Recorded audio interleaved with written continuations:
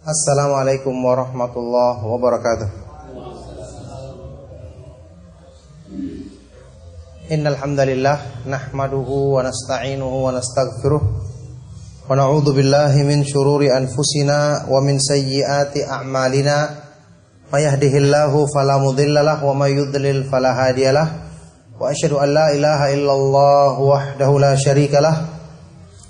Wa asyhadu anna Muhammadan abduhu wa rasuluhu sallallahu alaihi wa ala alihi wa ashabihi wa man tabi'ahum bi ihsanin ila yaumiddin, amma ba'du.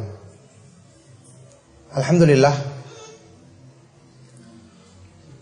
ma'asyiral ikhwah, bapak-bapak, ikhwan sekalian rahimakumullah. Kita bersyukur kepada Allah Subhanahu wa taala atas semua limpahan nikmat dan karunia-Nya. Kita bersyukur kepada Allah Subhanahu wa taala yang menjadikan hidup kita lebih bernilai, kemuliaan dan sebab-sebab kebaikan dekat dengan diri kita dengan diturunkannya petunjuknya yang sempurna di dalam Islam yang dibawa oleh Nabi kita Nabi Muhammad sallallahu alaihi wasallam. Oleh karena itu kita diperintahkan untuk bangga dengan keislaman, merasa bergembira, merasakan Islam sebagai nikmat terbesar, merasakannya sebagai anugerah terindah yang Allah Subhanahu wa taala limpahkan dalam hidup kita. Allah Subhanahu wa taala berfirman, "Qul bi fadlillahi wa bi rahmatihi fabidzalika falyafrahu huwa khairum mimma yajma'un." Katakanlah, dengan karunia Allah dan dengan rahmatnya, maka dengan itu hendaknya mereka orang-orang yang beriman merasa gembira, merasa farah, bangga, merasa senang, karena karunia dan rahmat Allah itu lebih mulia, lebih baik daripada semua kesenangan dunia yang berlomba-lomba dikumpulkan oleh manusia. Karunia Allah ditafsirkan oleh para ulama dengan al-iman billah. Rahmat Allah ditafsirkan dengan Al-Quran. Kedua-duanya adalah petunjuk kebaikan. Kedua-duanya adalah ilmu yang bermanfaat, pemahaman yang benar tentang agama yang mewariskan amalan soleh.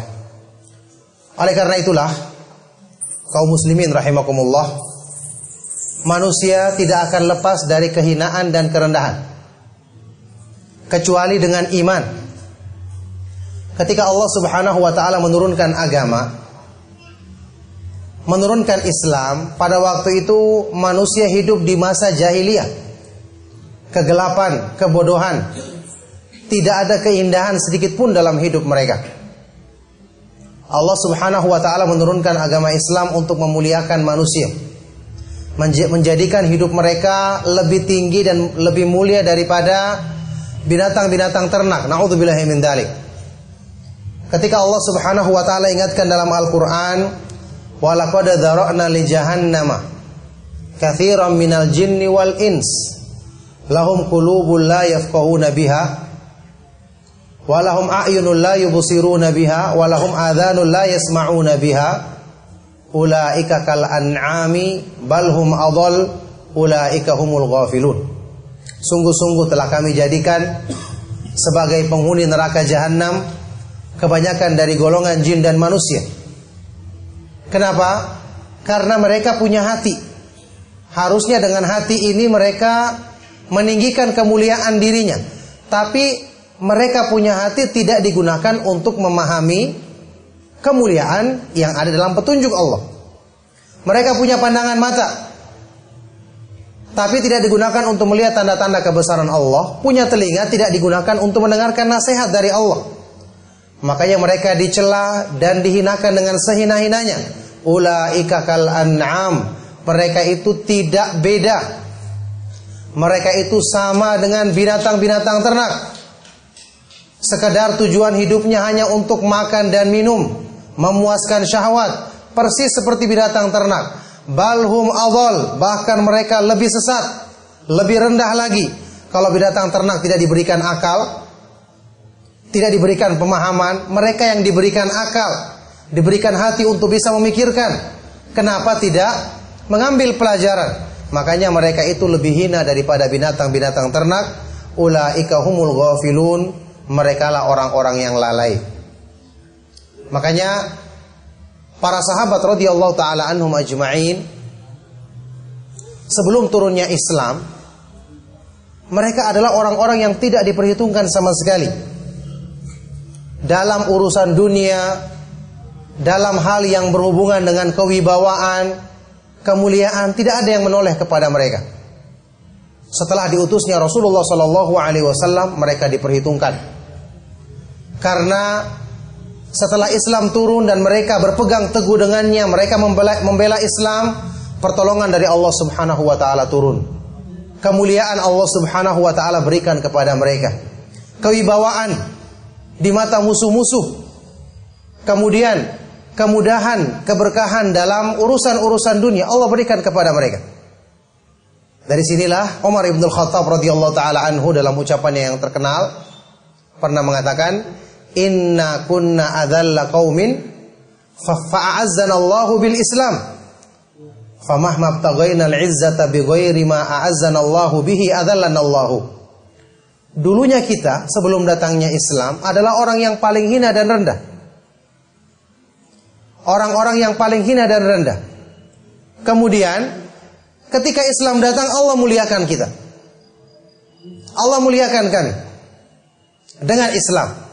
Maka kemudian ketika kita mencari kemuliaan atau ketinggian, mencari kebanggaan dengan selain apa yang Allah jadikan kita mulia karenanya, yaitu Islam, pada waktu itulah Allah Subhanahu wa taala akan merendahkan kita. Makanya orang-orang yang berpikiran pendek, orang-orang yang berpikiran bodoh, ketika dia ingin mencari kemuliaan selain kemuliaan yang hakiki yang Allah turunkan di muka bumi ini, maka dia akan mendapati kerendahan.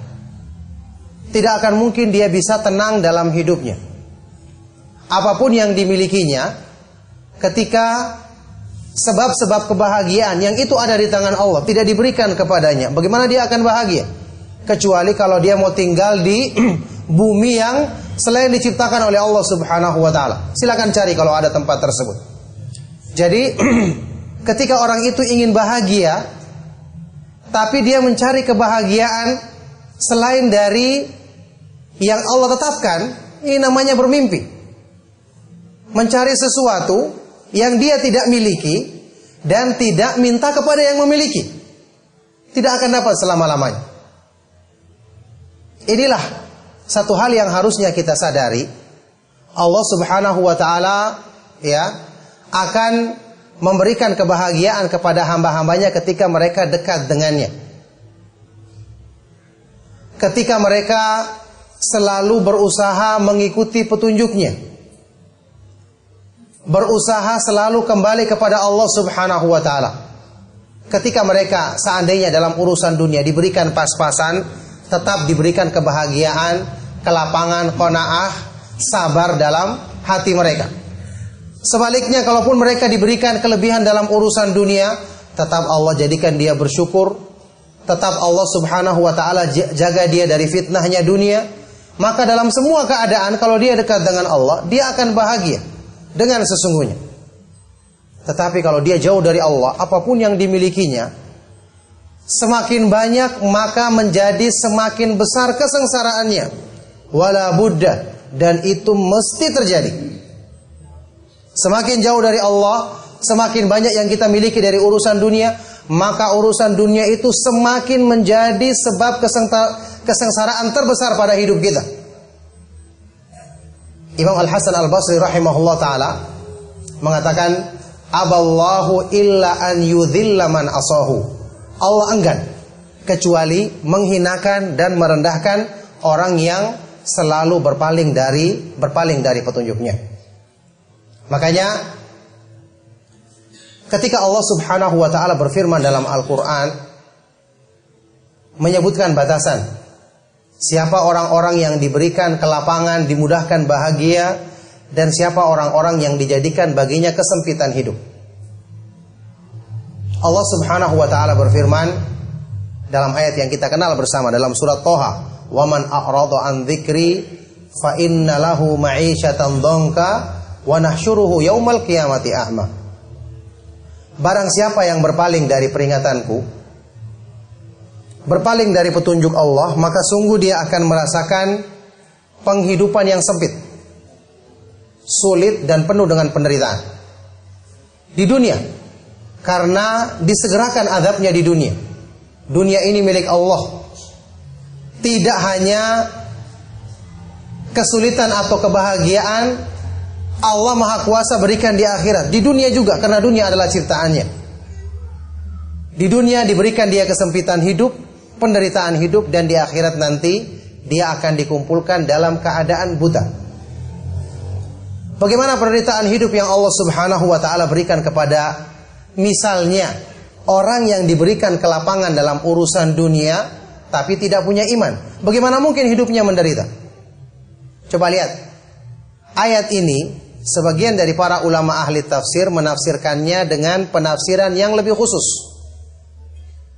Penghidupan mereka artikan ma'isyah dengan pendapatan, penghasilan, rezeki, income yang diterima oleh seorang manusia. Allah Subhanahu wa taala jadikan ketika dia berpaling dari petunjuk Allah, penghasilannya pun sempit. Maksud sempit di sini, sempit sebab-sebab keberkahannya. Dijadikan dia mungkin dilapangkan tapi dalam penghasilan-penghasilan yang buruk. Makanya saya katakan tadi seperti Ibnu Abbas radhiyallahu taala anhuma, kemudian Mujahid dan beberapa ulama dari kalangan tabi'in menafsirkan ayat ini ma'isyatan dhanka, penghidupan yang sempit, dengan al-kasbul haramul khabith,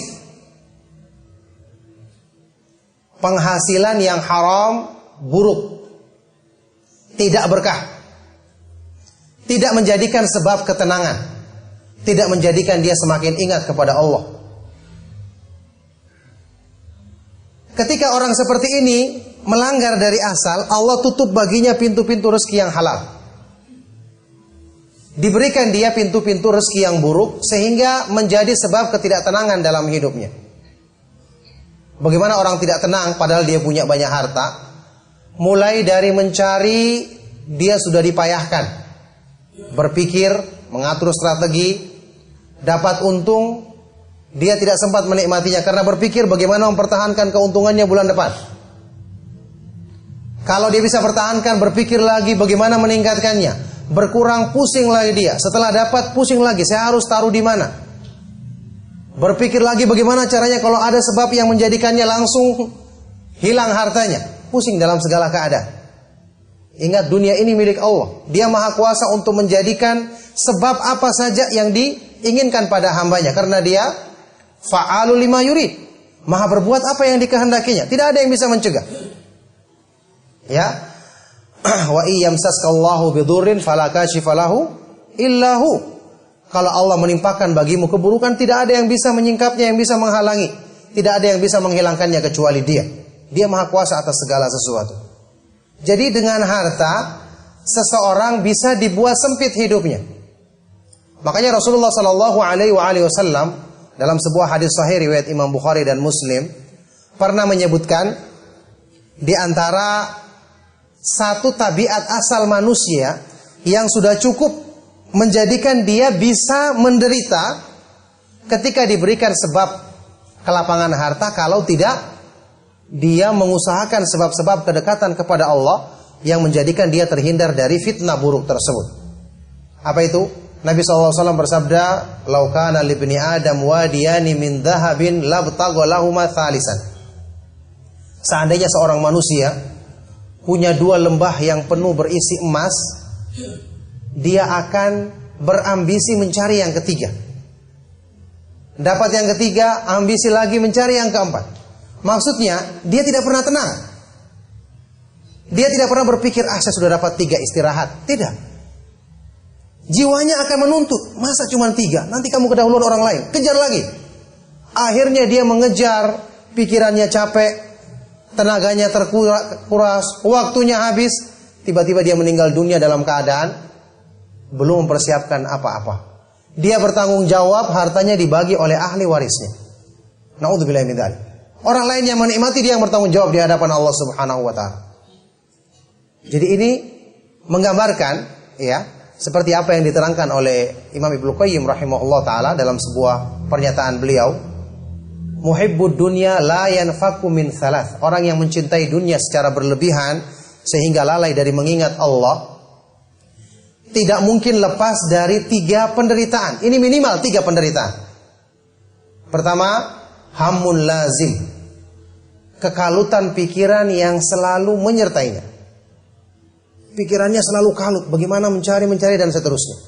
Karena Allah Subhanahu wa taala akan selalu mendekatkan dia dengan sebab-sebab supaya sempit hidupnya, seperti janji Allah dalam ayat tadi.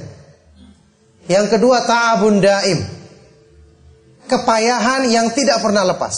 Capek pikiran, capek tenaga terkuras, tidak sempat dia menikmatinya. Dan yang ketiga, nadamatun la tanqadi, penyesalan yang tidak akan berakhir. Ketika dia sudah dalam keadaan terkungkung seperti ini, dia tidak akan temukan jalan keluar.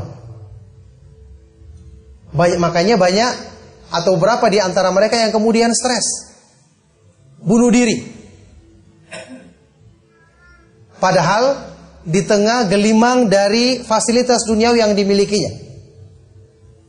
Na'udzubillahi min dzalik. Aballahu illa an yudhilla man asahu. Allah Subhanahu wa taala enggan kecuali menghinakan orang yang berbuat maksiat dan berpaling dari petunjuknya. Oleh karena itulah, ma'asyiral ikhwah, jamaah sekalian rahimakumullah, kita tidak menyangka, kita tidak perhitungkan. Kita ketika dalam kehidupan, ya, kita ingin bahagia. Kadang-kadang kita berpikir kebahagiaan itu kita dapatkan dari apa yang sangat dekat dengan diri kita. Kita perhitungkan dengan akal pikiran kita. Makanya kadang-kadang orang, ya, karena memang manusia itu dijadikan bersandarnya kepada yang tampak, namanya juga kelihatan di hadapannya, lebih tinggi daripada memperhitungkan hal-hal yang gaib. Kalau dia tidak punya iman, mesti begini pikirannya. Saya kalau punya ini, mesti saya akan begini. Dia tidak tahu Allah Subhanahu wa ta'ala yang mengatur alam semesta, pengaturannya tidak bisa dikalahkan dengan apapun. Tidak bisa dilewati dengan pikiran manusia, pertimbangan manusia, strategi yang dirancang manusia. Betapa banyak orang yang mengatur strategi dengan sebaik-baiknya, gagal. Karena Allah Subhanahu wa ta'ala tidak menghendaki. Contoh sekarang, setiap kita mesti yang paling kita inginkan dapatkan bahagia di antaranya adalah ketika kita bergaul dengan keluarga dekat, anak istri kita. Orang-orang kalau misalnya mau menikah, dia memilih sesuatu yang nanti berkelanjutan jangka panjang. Nanti ini pasangan yang saya pilih jadi suami atau istri ini bagaimana nanti bisa menjadi sebab kedamaian dalam rumah tangga. Makanya dia memilih. Tapi karena pilihannya keliru, akhirnya dia gunakan cara-cara yang tidak syar'i.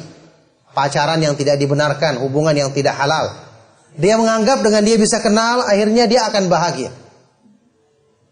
Nanti dia mengatakan, sudahlah kalau ada masalah saya tinggal kasihkan fasilitas, dia akan diam.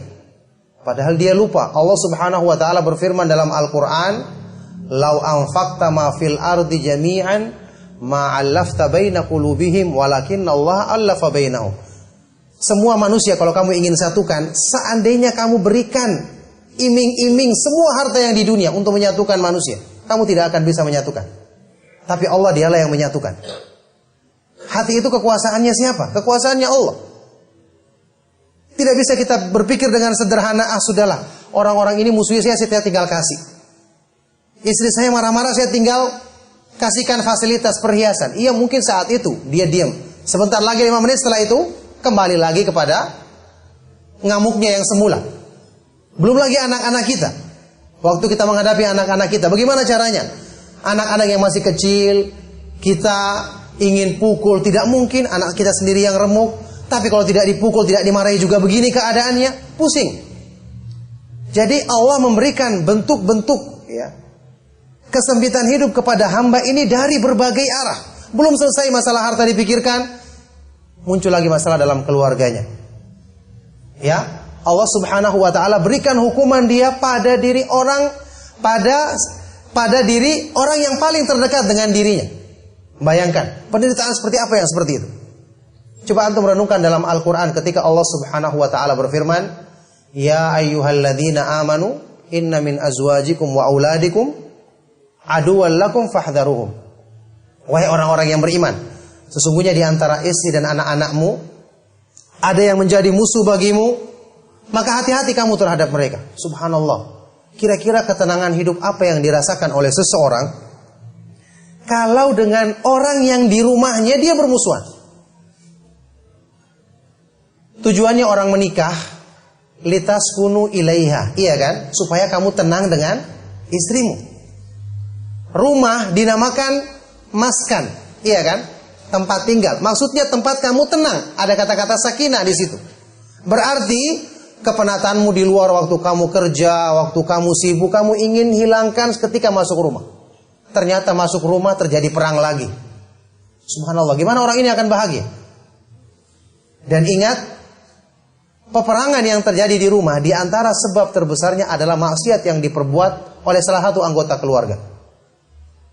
Salah seorang ulama salaf, Ibnu Qayyim menukil ucapannya, mengatakan, "Inni la a'sillaha fa'ara dzalika fi khuluqi imraati." Aku pernah berbuat maksiat kepada Allah, maka aku melihat dampak buruk maksiat itu ada pada tingkah laku istriku. Istrinya berbuat maksiat, suaminya langsung berlaku kasar kepada dia. Kenapa? Orang yang tidak baik hubungannya dengan Allah, tidak mungkin Allah Subhanahu wa taala jadikan hubungannya dengan orang lain baik, dengan manusia lain baik, sampai yang paling dekat dengan dirinya. Makanya kata para ulama, man qarrat ainuhu billahi qarrat bihi kullu ain. Barang siapa yang dia itu sejuk hatinya ketika dekat dengan Allah, beribadah, dia merasa damai dan tenang dekat dengan Allah, maka orang ini, semua orang di sekitarnya senang dekat dengan dia. Manusia senang dekat dengan dia. Karena dia senang dekat dengan Allah, orang senang dekat dengan dia. Nah, kalau orang merusak hubungannya dengan Allah, tidak senang ibadah, tidak senang dengar nasihat, bagaimana mungkin orang-orang di sekitarnya dijadikan senang dekat dengan dia? Jadi ketahuilah ya, sebenarnya permasalahan itu kita yang membikinnya sendiri. Penderitaan itu kita yang lakukan sebabnya sendiri. Makanya Allah Subhanahu wa taala berfirman, "Innallaha la yughayyiru ma biqaumin hatta yughayyiru ma bi anfusihim." Allah tidak akan merubah keadaan satu kaum. Ya begitu-begitu terus, kalau tidak mau bertobat, tidak mau sadar, ya akan begitu terus keadaannya. Allah tidak akan merubah keadaan satu kaum sampai mereka merubah keadaannya sendiri. Makanya sekali lagi, dunia akhirat adalah milik Allah. Kalau ingin bahagia, minta kepada yang memilikinya. Dekatkan diri kita dengan petunjuk dari zat yang menguasainya. Dan ingat, Allah Subhanahu wa taala menurunkan Islam adalah untuk memperbaiki semua yang ada di alam semesta, bukan cuma manusia. Hewan pun akan merasakan kebaikan kalau petunjuk Allah diamalkan di muka bumi. Kenapa sampai bencana itu berkurang ketika orang melaksanakan ketaatan? Ketika berbuat maksiat banyak terjadi bencana di muka bumi. Dhaharal fasadu fil barri wal bahri bima kasabat aydin nas. Telah nampak kerusakan, yakni bencana di muka bumi akibat dari perbuatan dosa-dosa manusia. Ya, makanya Imam Abul Aliyah dari kalangan tabi'in mengatakan, "Man asallaha fil ardi faqad afsada fiha, li'anna salahas sama'i wal ardi bitta'ah." Barang siapa yang berbuat kerusakan di muka bumi, berarti barang siapa yang berbuat maksiat di muka bumi, berarti dia telah membuat kerusakan di muka bumi. Karena kebaikan semua yang ada di langit dan di bumi adalah dengan taat kepada Allah. Jadi alam semesta saja bisa rusak, apalagi keluarga kita yang kecil lingkupnya. Lebih mudah untuk rusak kalau kita tidak isi dengan sebab-sebab ketaatan kepada Allah Subhanahu wa taala. Bayangkan saja, Orang yang lalai dari ketaatan masuk rumah dia tidak menyebut nama Allah. Apa yang terjadi? Syaitan akan masuk bersamanya. Iya kan? Syaitan akan mengatakan dengan temannya, lakumul mabit, kalian dapat tempat menginap. Kira-kira keluarga yang syaitan menginap bersamanya, kebaikan apa yang diharapkan? Syaitan ikut nginap bersamanya. Kemudian makan dia tidak baca bismillah. Maka syaitan mengatakan kepada teman-temannya, lakumul asya, kalian dapat makan malam. Syaitan ikut makan, kemudian ikut masuk, ikut tidur. Seperti ini bagaimana caranya bisa bahagia? Yang mengajak kepada kerusakan berkeliaran dalam rumah mereka tanpa mereka melihatnya. Sehingga rumah ini kalau tidak sering disebut nama Allah, tidak dibacakan Al-Quran, sudah. Yang akan berkeliaran adalah syaitan. Bagaimana rumah tersebut akan sejuk, akan menjadi sebab kedamaian, akan turun sebab-sebab rahmat Allah Subhanahu wa taala, keberkahannya. Kalau keadaannya seperti ini, contoh yang sederhana. Jadi ini yang harus kita pikirkan. Makanya masalah itu, kesulitan itu, kesempitan itu sebenarnya ya timbulnya dari sebab yang diusahakan manusia sendiri. Berpaling berarti berpaling dari kebahagiaan. Kalau kita berusaha mendekat, maka kebaikan pun akan dekat dengan kita. Inna rahmatallahi qaribun minal muhsinin. Sesungguhnya rahmat Allah dekat dengan orang-orang yang berbuat baik. Orang-orang yang berbuat baik itu dia mendekat dengan Allah. Maka rahmat Allah dekat dengan dirinya. Dia mendekatkan diri dengan kebaikan, maka kebaikan pun mendekat dengan dirinya. Itu mungkin logika sederhana yang bisa kita pahami untuk mengetahui sebenarnya cara untuk memperbaiki diri itu, untuk mengusahakan ya kebahagiaan hidup yang hakiki pada diri kita, itu sederhana. Kalau kita mau berpikir dengan iman kita yang ada, meskipun kadang-kadang iman kita naik turun atau mungkin lebih sering turunnya, tapi masih punya iman, masih bisa kita berpikir. Masih bisa kita dekatkan dengan bertobat kepada Allah Subhanahu wa taala. Allah Subhanahu wa taala benar-benar Maha Pengasih, Maha Penyayang. Kita yang diberikan nikmat tidak bersyukur, bahkan menggunakan nikmat untuk berbuat maksiat kepada Allah. Diberikan kebaikan-kebaikan, tidak juga sadar. Setelah kita banyak menumpuk dosa, ternyata kita dapatkan peringatan, baru sadar setelah bertumpuk dosanya. Apakah kita harus bertobat juga selama kita berbuat maksiat? Tidak perlu. Kita bertobat sekali dengan sungguh-sungguh, Allah menghapuskan dosa-dosa yang lalu. Inilah karunia Allah Subhanahu wa taala. Ya, Allah Subhanahu wa taala berfirman dalam Al-Qur'an, "Qul ya ibadiyalladzina asrafu ala anfusihim la taqnatu mir rahmatillah innallaha yaghfirudz dzunuba jami'an." Katakanlah, wahai hamba-hambaku yang melampaui batas terhadap dirinya sendiri, janganlah berputus asa dari rahmat Allah. Sesungguhnya Allah mengampuni semua dosa. Segera kembali, segera perbaiki diri sebelum terlambat. Ingat, ini baru kesempitan hidup di dunia. Bagaimana di akhirat nanti yang kekal abadi selama-lamanya, yang tiada taranya penderitaan di sana? Wallahi rugi orang yang tidak kembali, tidak memanfaatkan hidayah, tidak mau mengikuti ajakan untuk bertobat kepada Allah Subhanahu wa taala, rugi. Di dunia dia mengangan-angankan senang, padahal dia menderita. Setelah dia masuk dalam kisaran syaitan tadi, dia akan sulit untuk lepas. Bersamaan dengan itu, mungkin di sela-sela itu dia akan dapatkan peringatan yang membuat dia sadar, segera harusnya dia sambut hidayah tersebut. Ini baru di dunia, belum penderitaan di akhirat nanti. Makanya sebelum terlambat, ya, sebelum waktu kita habis, dan alangkah cepatnya waktu kita habis. Kita semua sekarang sudah menginjak usia yang semakin dekat dengan ujung. Kita ini semua jalannya satu, menuju ujung, menuju finish. Ada yang sudah mendahului, ada yang masih mengikuti di belakang, tapi semuanya bergilir menuju satu titik, yaitu bertemu Allah Subhanahu wa taala. Suka atau tidak suka, siap atau tidak siap, mau atau tidak mau, semuanya berjalan menuju Allah Subhanahu wa taala. Kullun nasi yagdu faba'i'un nafsahu famu'tikuha aw mubikuha, kata Nabi sallallahu alaihi wasallam. Masing-masing manusia berjalan menjalankan hidupnya.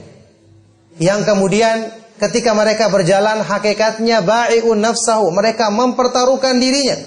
Orang yang bertaruh cuma dua, untung atau rugi.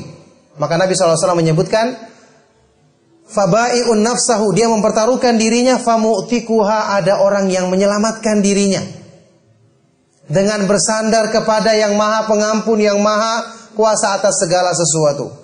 Au mubikuha, atau orang yang membinasakan dirinya sendiri dengan mengikuti jalan-jalan syaitan, mengikuti kelalaian, mengikuti hawa nafsu dan keburukan-keburukan, naudzubillahi min dzalik. Makanya masing-masing kita mengetahui keadaan dirinya. Rahimallahu 'abdan arafa qadra nafsih. Semoga Allah Subhanahu wa taala merahmati seorang hamba yang tahu nilai kadar dirinya. Kita tahu kita tidak punya apa-apa, ya. Dunia juga akan berakhir, tidak ada yang bisa kita banggakan. Apapun yang kita miliki, kalau justru yang kita miliki menjadi sebab kita menderita di dunia apalagi di akhirat, maka apa gunanya kebanggaan tersebut? Maka segeralah kembali kepada Allah Subhanahu wa taala, karena sungguh rahmatnya maha luas dan maha sempurna. Rahmat yang Allah Subhanahu wa taala miliki lebih luas dari amal apapun yang kita kerjakan. Orang yang berbuat baik saja, dia mengharapkan rahmat Allah Subhanahu wa taala membalas kebaikannya lebih dari yang dia lakukan. Apalagi kita yang tidak punya amal-amal kebaikan yang banyak, harusnya lebih tahu diri untuk mencari sebab-sebab rahmat Allah Subhanahu wa taala. Semoga Allah Subhanahu wa taala memudahkan petunjuknya kepada kita untuk selalu ingat akan hakikat hidup kita di dunia yang sementara, dan selalu bersegera untuk menyambut panggilan Allah Subhanahu wa taala untuk kembali kepada kebahagiaan yang hakiki di dunia dan di akhirat nanti. Demikianlah, semoga bermanfaat. Mohon maaf jika ada kata-kata yang salah dan kurang berkenan. Sallallahu wasallam wa barak ala nabiyina Muhammad wa ala alihi wa sahbihi wa man tabi'ahum bi ihsan ila yaumiddin. Walhamdulillahi rabbil alamin.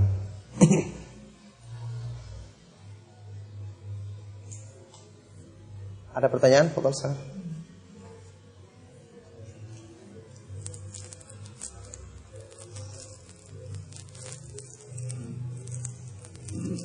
Assalamualaikum warahmatullahi wabarakatuh. Waalaikumsalam. Beberapa teman terkena syubhat mengenai Syekh Al-Albani, Ustaz. Mungkin akan menyimpang dari materi. Iya.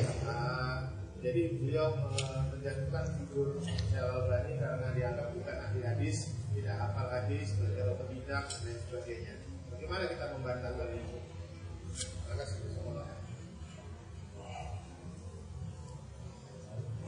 Ya. Barakallahu fikum. Semoga Allah Subhanahu wa taala merahmati sebagian dari para ulama yang mengatakan, man takallama fi ghairi fannihi wa man takallama bi jahlin faqad ata bil ajaib. Barang siapa yang berbicara bukan di bidangnya, barang siapa yang berbicara tanpa pengetahuan, maka dia akan menyampaikan hal-hal yang aneh, hal-hal yang menggelikan. Ya, anak kecil saya tertawa, apalagi orang yang besar. Ketika dia berbicara dengan sesuatu yang tidak diketahuinya, makanya yang terjadi adalah keanehan. Dia menilai dan mengatakan Syekh Al-Albani rahimahullah ta'ala tidak menghafal hadis. Dia nggak pernah dengar ceramah-ceramah Syekh, fatwa-fatwanya Syekh. Setiap apa ini sampai disebutkan dalam ratusan bahkan ribuan kaset, yang setiap menjawab pertanyaan beliau menyebutkan satu hadis, dua hadis lengkap dengan sahih tidaknya hadis tersebut. Bagaimana orang seperti ini dikatakan tidak menghafal hadis? Kemudian mengatakan Syekh tidak otodidak, ya, tidak punya guru. Dari mana dia mengetahui? Dia pernah baca biografinya? Makanya yang seperti ini terjadi ketika orang-orang yang jahil tidak paham berbicara, maka dia akan datangkan keanehan. Dalam urusan-urusan dunia, anehnya manusia itu tidak ada yang berani bicara tentang kedokteran, tidak ada yang berani mengobati. Ditanya obat, saya tidak tahu, saya bukan dokter. Tapi dalam urusan agama semua langsung jadi ahli ketika berbicara sesuai dengan kehendaknya. Naudzubillahi min dzalik. Hal-hal yang berhubungan dengan kebinasaan badan atau sakitnya badan mereka takut, tapi kebinasaan hati, kebinasaan jiwa karena rusaknya iman, bicara tanpa ilmu, mereka lakukan dengan seenaknya tanpa pertimbangan. Naudzubillahi min dzalik. Makanya seperti ini tidak perlu didengarkan. Ya, saya tidak mengatakan diri saya paling tahu tentang ilmunya Syekh Al-Albani, tidak. Tapi orang yang pernah mempelajari buku-buku beliau akan tahu. Kebetulan saya waktu tesis S2 menulis hadis-hadis dengan takhrij sanadnya yang berhubungan dengan hadis-hadis gharib, yang kebanyakannya hadis-hadis yang lemah dan palsu. Yang rawi-rawinya itu rawi-rawi yang bisa dikatakan hampir tidak didapatkan dalam buku-buku yang menjelaskan tentang rawinya, misalnya Kutubus Sittah, kitab hadis yang 6 yang gampang didapatkan dalam buku-buku. Tapi rawi-rawinya adalah yang disebutkan di buku-buku yang sulit. Yang kita saja ya dengan taufik dari Allah Subhanahu wa taala bisa kita rampungkan karena alhamdulillah dengan kemudahan adanya komputer saat ini atau internet yang kemudian waktu itu sudah ada maktabah syamilah, alhamdulillah dimudahkan dengan itu. Seandainya dulu kita buka buku sendiri, mungkin sampai tua tidak selesai. Mungkin sampai saat ini saya belum ceramah di sini mungkin ya. Begitu keadaannya. Karena banyak kemudian sulit mencarinya. Alhamdulillah ketika kita dapatkan misalnya itu dengan keterangan yang kita baca dari para ulama, termasuk Syekh Al-Albani yang paling banyak diantaranya, Ibnu Hajar, Adz-Dzahabi, kita dapatkan keterangan-keterangan yang ini hanya bisa kita dapatkan di tengah-tengah kitab yang membutuhkan kita banyak membaca satu maktabah. Baru dapat keterangan begitu mungkin. Kenapa kita dapatkan? Saya katakan tadi kita cari ternyata ketemu di dalam maktabah syamilah yang isinya adalah mencari misalnya di tengah-tengah buku yang karena sudah ditulis dalam komputer jadi mudah untuk dicari. Baru kita cocokkan dengan buku yang asli. Kalau kita cari sendiri sampai botak mungkin tidak ketemu. Ya kecuali kalau Allah Subhanahu wa taala memberikan taufik. Itu bagi orang yang tahu. Makanya orang yang tidak pernah melakukan ini dia bicara seenak perutnya. Karena tidak paham. Sama dengan orang ketika membaca, misalnya orang datang membaca Sahih Bukhari. Baca sanad-sanadnya Imam Bukhari. Baca bab-babnya. Dia bingung. Kenapa Imam Bukhari kadang-kadang mendatangkan sebuah bab padahal itu adalah matan hadis? Kenapa dia tidak bawakan hadis? Akhirnya dia mengatakan, berarti Imam Bukhari ini kacau menulis hadisnya. Masya Allah dia tidak paham. Imam Bukhari itu punya syarat. Kalau dia mendapatkan hadis meskipun sahih tidak sesuai dengan syaratnya, dia bawakan dalam bentuk judul kadang-kadang tanpa sanad karena tidak sesuai dengan syaratnya. Kenapa dia menyusun hadis ini yang pertama dengan sanad ini? Karena ini yang paling kuat riwayatnya. Dia punya metode dalam menyusun yang itu dipahami oleh para ulama yang mempelajari kitabnya setelah itu. Makanya tidak asal baca mereka. Demikian pula Imam Muslim dan para ulama yang lainnya. Sama dengan orang yang berpikiran. Kenapa Imam At-Tirmidzi atau Imam Abu Daud An-Nasai ketika menulis hadis dalam kitab sunan mereka atau dalam Jami' Tirmidzi, kenapa ada yang sahih, ada yang tidak sahih? Tidak mungkin mereka menyebutkan hadis kalau tidak sahih. Kita katakan orang seperti ini tidak paham. Imam Bukhari, Imam An-Nasai, Imam Abu Daud At-Tirmidzi tidak pernah mengatakan saya hanya mengumpulkan hadis yang sahih. Bagaimana mungkin kita menghukumi hadisnya mesti sahih? Dia sendiri tidak pernah mengatakan. Berarti kan ini aneh namanya. Kalau ingin tahu isi bukunya orang, baca muqaddimahnya, kata pengantarnya. Agar kita tahu apa yang dia maksudkan dalam apa yang dikumpulkan dalam buku tersebut. Jangan kita menghukumi dengan keinginan kita. Orang lain yang nulis, kita yang hukumi. Bagaimana caranya seperti itu? Ini contoh-contoh orang yang tidak paham. Ketika dia membaca sebuah buku, dia hukumi dengan apa yang dalam pikirannya. Akhirnya pikirannya pendek, hukumnya juga pendek. Pikirannya aneh, hukumnya juga aneh. Ya maaf saja, kalau pikirannya gila, berarti hukumnya pun juga gila. Itu keadaannya orang. Na'udzubillahi min dzalik. Makanya yang seperti ini tidak perlu didengarkan. Orang yang paham dan membaca buku-buku beliau dan bukunya ada, terjemahannya pun juga ada. Silakan dibaca. Bagaimana penjelasan ilmiahnya ketika menghukumi hadis, rawi-rawi hadis, ya bahkan di sebagian buku beliau yang ditulis lama menghukumi seperti ini, di buku yang berikutnya beliau dapatkan keterangan baru, dia bisa merubah hukumnya karena ada penjelasan baru, dia mengatakan yang lama itu salah, inilah yang benar. Ini menunjukkan bahwa beliau tidak ragu untuk mengkritik kesalahan yang lama, kemudian menunjukkan beliau selalu terus mencari, mempelajari untuk menyempurnakan apa yang beliau telah bahas di hal-hal yang lalu, dan terlalu banyak diceritakan untuk menyebutkan yakni kelebihan-kelebihan yang Allah Subhanahu wa taala berikan kepada para ulama kita, ketekunan mereka dalam mempelajari agama dan menjelaskannya kepada umat ini. Jazahumullahu khairan. Makanya mereka pantas disebut sebagai penjaga-penjaga kemurnian Islam yang disebutkan dalam sebuah hadis yang hasan dari Nabi sallallahu alaihi wasallam. Beliau bersabda, "Yahmilu hadzal ilma min kulli khalafin uduluhu yanfuna anhu tahrifal ghalin wa intihalal mubtilin wa ta'wilal jahilin." Akan membawa ilmu agama ini dari setiap generasi orang-orang yang terpercaya di antara mereka.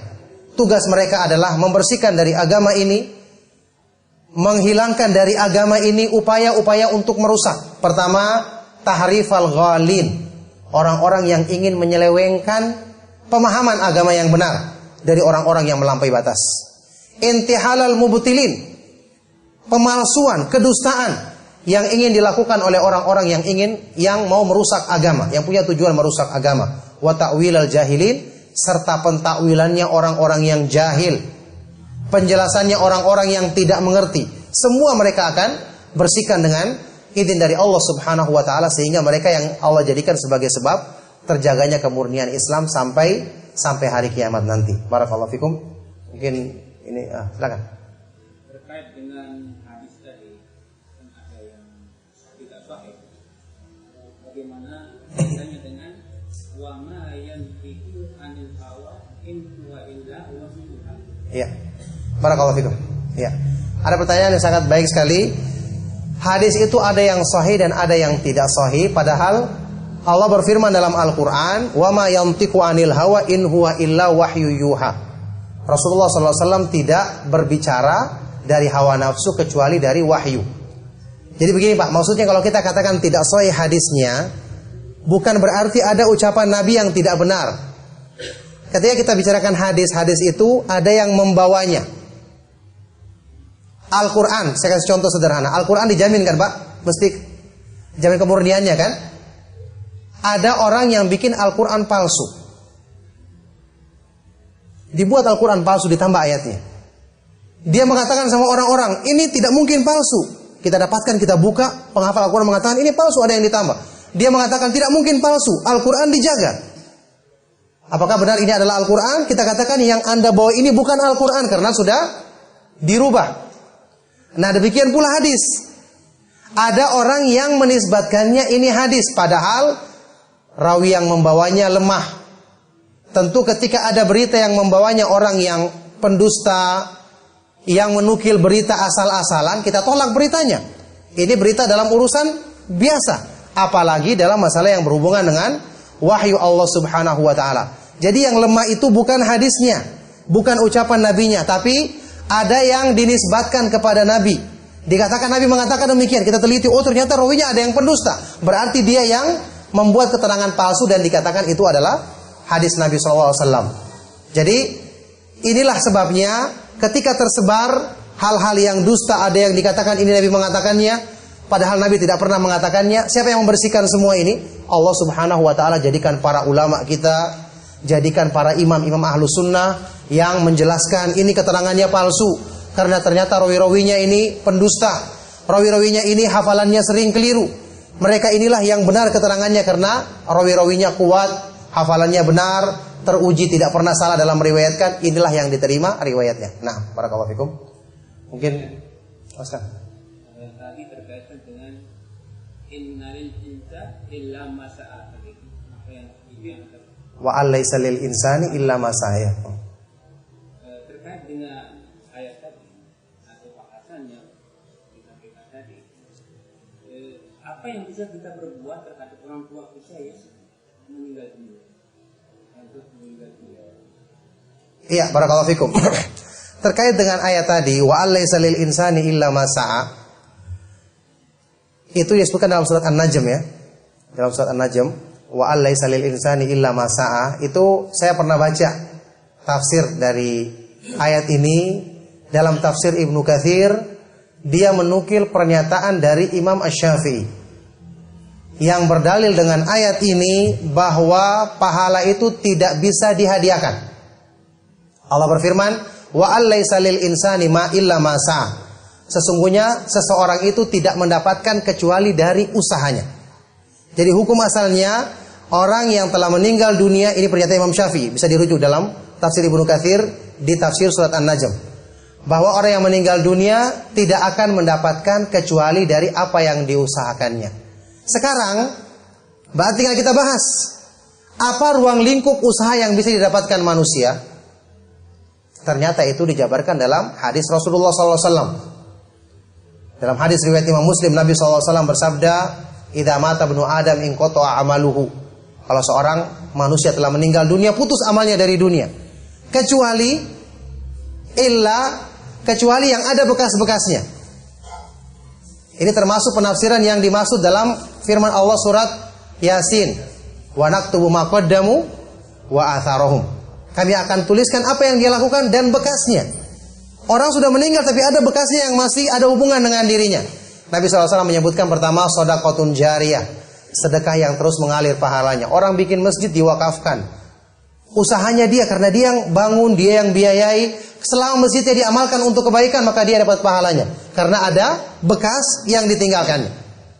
Kemudian yang kedua, apa? Ilmun yuntafa'u bihi. Ilmu yang diajarkan. Makanya kita dakwai orang, kita nasihati orang untuk sadar. Kita buka TPA pengajian, anak kecil yang datang, mereka terus baca Al-Quran, nanti diajarkan lagi. Pahalanya sampai kepada kita. Oleh karena itu dengan yang kedua ini, kira-kira siapa di antara manusia yang paling dapat banyak pahala? Untuk yang kedua, siapa? Siapa yang mengajarkan kebaikan kepada kita? Rasulullah SAW. Makanya tidak perlu kirim pahala kepada Nabi SAW. Antum baca apa saja otomatis sampai kepada beliau Sallallahu Alaihi Wasallam.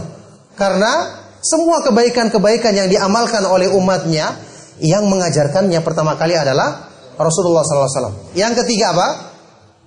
Awaladun salih atau awaladin salihin yad'u lahu. Anak saleh yang mendoakan kebaikan kepada orang tuanya. Ini poin yang ketiga perlu dicermati.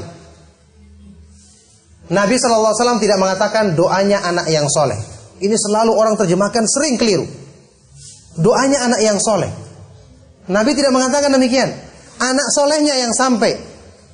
Sifatnya anak soleh ini dia selalu mendoakan orang tuanya. Kata Syekh Al-Albani ini supaya motivasi agar anak itu rajin mendoakan orang tuanya. Tapi yang sampai adalah anaknya sendiri. Berarti semua perbuatan anaknya. Kenapa? Karena anak itu adalah usaha orang tuanya. Usaha orang tuanya.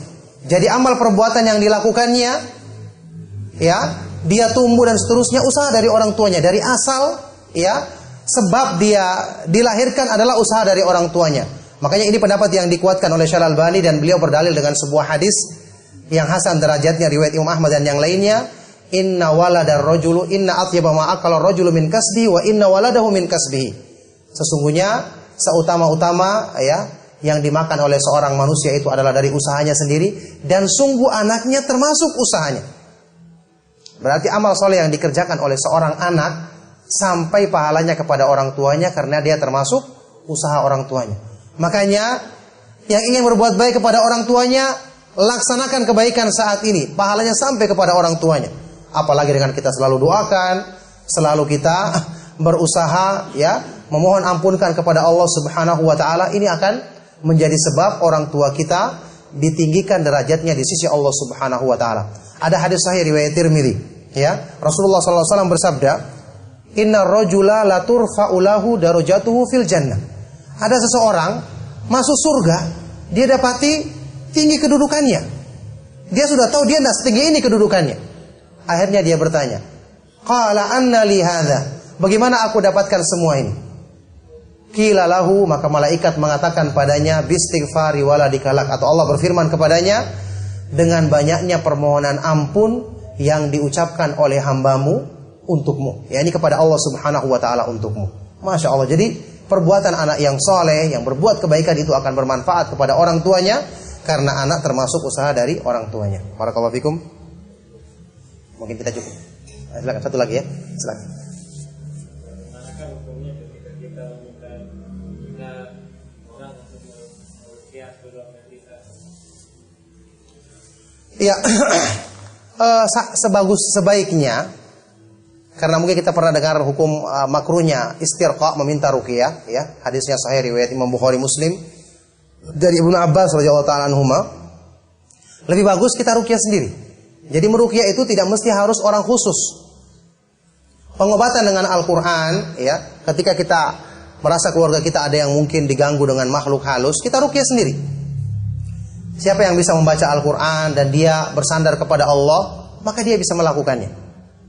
Jadi tidak perlu kita harus minta bergantung kepada orang, karena ini bisa kena dalam hal yang dimakruhkan yang disebutkan dalam hadis tentang makruhnya meminta ruqyah. Kita ruqyah sendiri, kita ruqyah dengan izin Allah Subhanahu wa taala, mudah-mudahan dimudahkan untuk disembuhkan. Nah, barakallahu fikum. Amalan dekat di bulan Ramadan, apakah ada riwayat dari para salaf mereka saling memaafkan sebelum? Tidak ada. Tidak ada penghususan saling memaafkan untuk menyambut ini dan itu, karena memaafkan itu dianjurkan setiap saat. Bahkan tidak perlu tunggu waktu, karena nanti keburu mati sebelum kita minta maaf, ya. Jadi minta maaf setiap saat, berbuat salah langsung minta maaf, apalagi pada orang tua kita. Tidak perlu ditunggu-tunggu. Setiap saat kita harus mohon maaf kepada mereka, karena mereka adalah pintu kita, pintu surga kita. Nah, barakallahu fikum, kita cukupkan. Subhanakallahumma wa bihamdika asyhadu an la ilaha illa anta astaghfiruka wa atubu ilaik. Wassalamualaikum warahmatullahi wabarakatuh.